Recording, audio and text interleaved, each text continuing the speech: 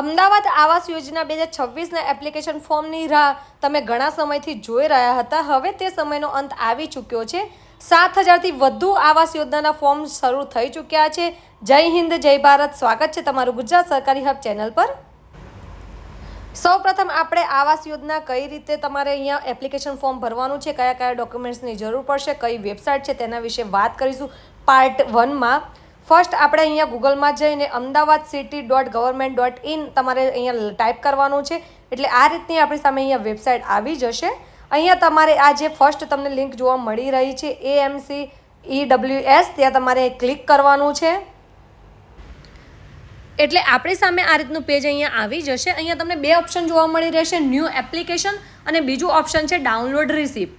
જેમ લોકોનું અહીંયા ફોર્મ ભરાઈ જશે તેને રિસિપ્ટ ડાઉનલોડ કરવા માટે ડાઉનલોડ રિસિપ્ટ ઉપર ક્લિક કરીને ડાઉનલોડ કરવાની રહેશે.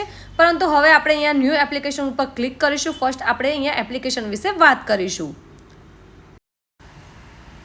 ન્યૂ એપ્લિકેશન ઉપર તમે ક્લિક કરશો એટલે આ રીતનું આપણી સામે અહીંયા એપ્લિકેશન ફોર્મ આવી જશે. તમે જોઈ શકો છો Ahmedabad municipal corporation EWS phase 6 and 9. સૌપ્રથમ આપણે અહીંયા ડાઉનલોડ સોગંદનામા ઉપર ક્લિક કરીને જે સોગંદનામું હોય છે આપણે સેલ્ફ ડિક્લેરેશન તે અહીંયા ડાઉનલોડ કરી લેવાનું છે.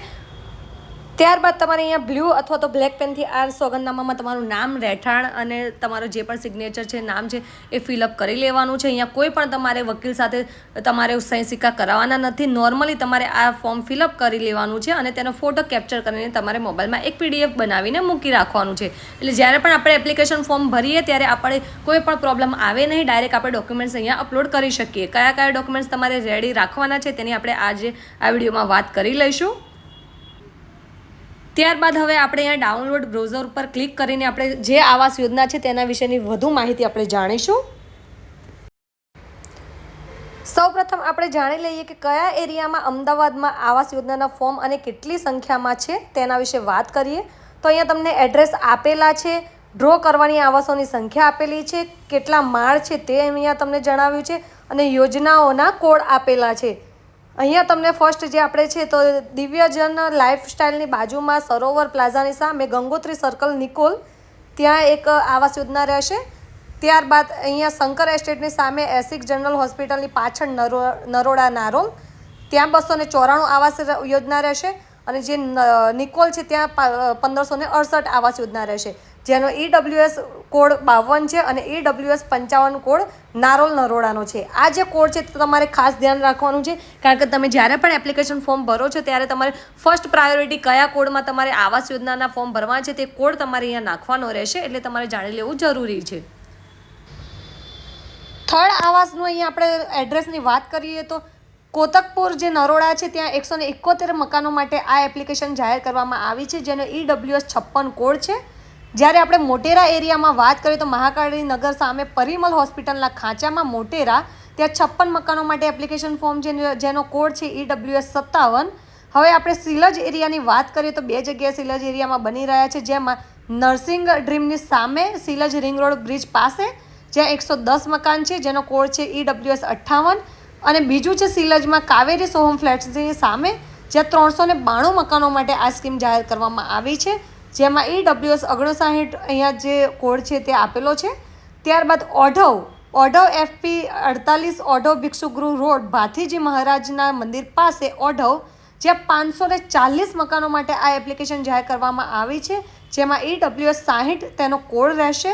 આ કોડ ધ્યાનમાં રાખીને તમારે એપ્લિકેશન ફોર્મ ભરવાના રહેશે.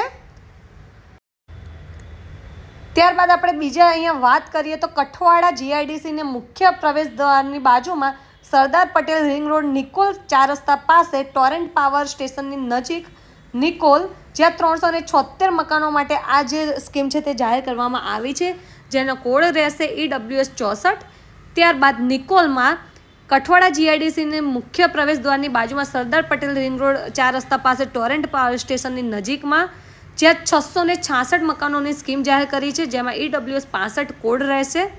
ત્યારબાદ મોટેરા કોટેશ્વર જે મોટેરા સાબરમતી ગણાય છે તે એરિયામાં 1512 મકાનો માટે આ સ્કીમ જાહેર કરવામાં આવી છે, જેનો કોડ છે EWS 66. ત્યારબાદ સરખેજ મકરબા જે ગણાય છે એરિયા ત્યાં 2140 મકાનોનો જાહેર કરવામાં આવ્યો છે. સૌથી વધારે સરખેજ મકરબા એરિયામાં જાહેર કરવામાં આવી છે સ્કીમ, જેનો કોડ છે EWS 76। આ રીતે ટોટલ 7,825 મકાનોના એપ્લિકેશન ફોર્મ જાહેર થઈ ચૂક્યા છે. એપ્લિકેશન ફોર્મ ભરવાના શરૂ થઈ ચૂક્યા છે. એપ્લિકેશન કેવી રીતે ભરવા તે આપણે આ વિડીયોમાં આપણે જાણીશું આગળ. અને તમે મોબાઈલ દ્વારા પણ ઘરે બેઠા મોબાઈલ થ્રુ તમારું એપ્લિકેશન ફોર્મ ભરી શકો છો. બસ તમે આ વિડીયો સંપૂર્ણ રીતે જુઓ તો તમને સરસ રીતે ખ્યાલ આવી જશે અને ઘરે બેઠા તમે એપ્લિકેશન ફોર્મ ભરી શકશો. માહિતી પત્રિકામાં તમે અહીંયા જે સ્ટ્રક્ચર છે EWS આવાસ યોજના અને તેના વિશેની તમામ માહિતી તમને અહીંયા જોવા મળી રહેશે. કેટલા સ્ક્વેર ફૂટમાં અહીંયા શું બની રહ્યું છે, બેડરૂમ છે, પછી હોલ છે, કિચન છે, વોશરૂમ છે, કેટલા એરિયામાં તે બન્યા છે તે પણ અહીંયા તમને જોવા મળી રહેશે. બાથ એરિયા કેટલો છે, ટોટલ તમને અહીંયા સ્ક્વેર ફીટ સાથે મળી રહેશે. તો તમે વેબસાઇટ ઉપર જઈને માહિતી પત્રિકામાં તમને ખ્યાલ આવી જશે. અને લોકેશન પણ અહીંયા આપેલું છે કે કઈ જગ્યાએ કયા એરિયામાં લોકેશન છે જ્યાં તમારા મકાનો બની રહ્યા છે. એટલે તમે વેબસાઇટ ઉપર જઈને માહિતી પત્રિકામાં જોશો એટલે તમને સંપૂર્ણ રીતે અહીંયા ખ્યાલ આવી જશે.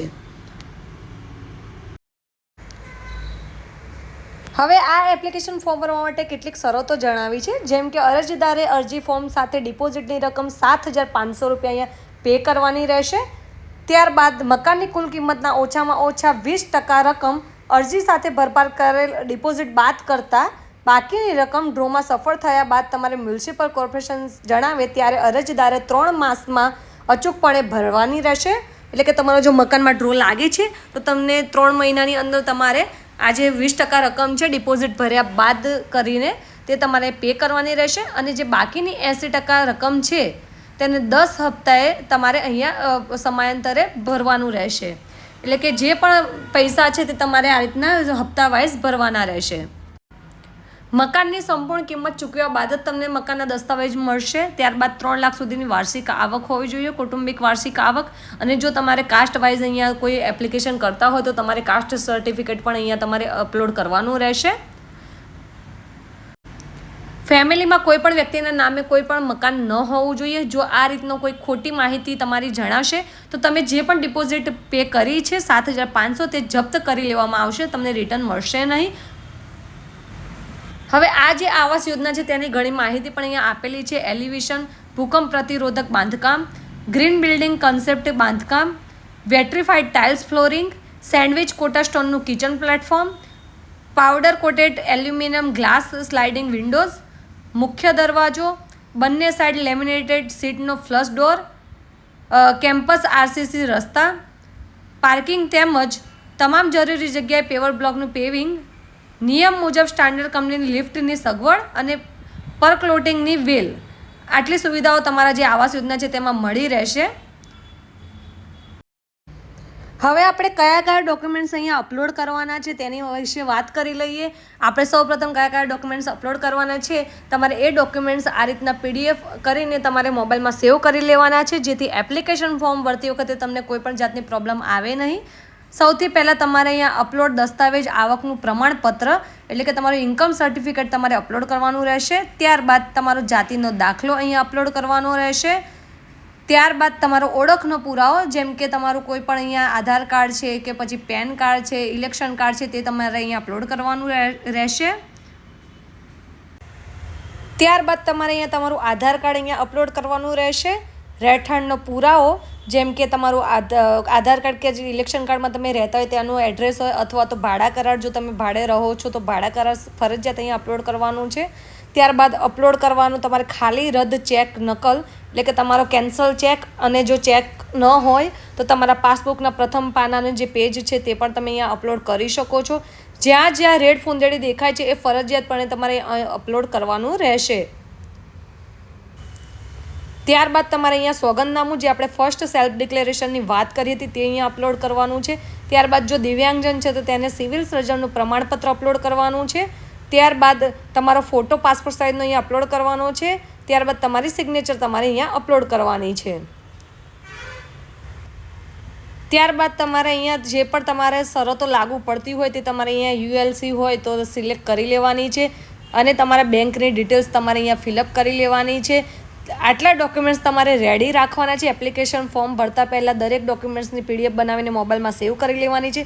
ફક્ત ને ફક્ત તમારો પાસપોર્ટ સાઇઝનો ફોટો, એન્ડ તમારું જે પણ સિગ્નેચર છે એ 2 વસ્તુ તમારે PDF નથી કરવાની, બાકી બધી વસ્તુ તમારે PDF કરીને સેવ કરી લેવાની છે. તો તમને આસાની રહેશે એપ્લિકેશન ફોર્મ ભરવામાં. હવે આપણે જે સેકન્ડ પાર્ટ આવશે વિડીયોનો તેમાં આપણે એપ્લિકેશન ફોર્મ કેવી રીતે ભરવું તે સ્ટેપ બાય સ્ટેપ આપણે જાણીશું. આથી અમારી ચેનલ ગુજરાત સરકારી હબને જરૂરથી સબસ્ક્રાઈબ કરી લેજો, જેથી તમે એપ્લિકેશન ફોર્મ ઘરે બેઠા તમારા મોબાઈલ થ્રુ ભરી શકો છો. કોઈ પણ જાતની તમને ક્વેશ્ચન થાય આ યોજના વિશે તમારે એપ્લિકેશન ફોર્મ ભરવામાં, તો જરૂરથી અમને કમેન્ટ બોક્સમાં કમેન્ટ કરી શકો છો. અમારા વોટ્સઅપ ગ્રુપમાં જોડાવા માટે બાયોમાં લિંક આપી છે, ત્યાં ક્લિક કરીને તમે અમારા વોટ્સઅપ ગ્રુપમાં પણ જોડાઈ શકો છો. આવી જ વધુ માહિતી માટે અમારી ચેનલ ગુજરાત સરકારી હબને like, follow, share and subscribe કરવાનું ભૂલશો નહીં. અને જે પણ લોકોને અમદાવાદ યોજનાને આ આવાસ યોજના ફોર્મ ભરવાના છે તેમના સુધી આ વિડીયો જરૂરથી શેર કરજો. Second part application form step by step કેવી રીતે ભરવું તેનો પણ આવી જશે થોડા જ કલાકોમાં. આથી અમારી ચેનલને સબસ્ક્રાઈબ કરવાનું ભૂલશો નહીં.